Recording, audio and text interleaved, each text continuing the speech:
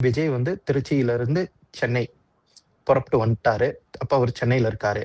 இந்த 24 மணி நேரத்துல அதே கரூர் அரசு மருத்துவமனையில, கரூர்ல இருக்கிற பல்வேறு மருத்துவமனைகளில பல்வேறு அ பொதுமக்களும், கட்சி தொண்டர்களும், தாவேகா கட்சி தொண்டர்களும் தற்போது சிகிச்சை பெற்று வராங்க. இதுவரைக்கும் 24 மணி நேரம் ஆகப்போகுது. இதுவரைக்கும் ஒரு தாவேகா கட்சியின் தலைவரோ, அந்த இடத்துக்கு ஒரு மருத்துவமனைக்கு போய் இதுவரைக்கும் பார்த்திருக்காங்களா?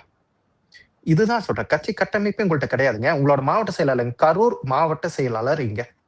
திமுக மாவட்ட செயலாளர் அங்க இருக்காங்க. அதிமுக மாவட்ட செயலாளர் அங்க இருக்காங்க. பாஜக நிர்வாகிகள் அங்க இருக்காங்க. நாம் தமிழர் கட்சி நிர்வாகிகள் அங்க இருக்காங்க. காங்கிரஸ் நிர்வாகிகள் அங்க இருக்காங்க.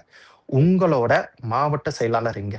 உங்களோட மாவட்ட செயலாளர் நீங்க மக்களுக்கு அடையாளப்படுத்தி இருக்கிறீங்களா இதுவரைக்கும்? நீங்களே அடையாளப்படுத்தலைன்னா மக்கள் எப்படி அங்கீகரிப்பாங்க? உங்களுக்கு கட்சி கட்டமைப்பே கிடையாதே. விஜய் புறப்பட்டு ஏர்போர்ட்ல புறப்பட்டு, ஃப்ளைட்ல புறப்பட்டு திருச்சி ஏர்போர்ட்ல இருந்து சென்னை வந்துட்டாருங்க. கட்சியில 2ஆம் கட்ட தலைவர்களுக்கு யாருக்குமே எப்படி ரெஸ்பாண்ட் பண்றதுன்னு கூட தெரியல. இதுவரைக்கும் யாராச்சும் ஒருத்தர் பத்திரிகையாளர்கள சந்திச்சிருக்காங்களா?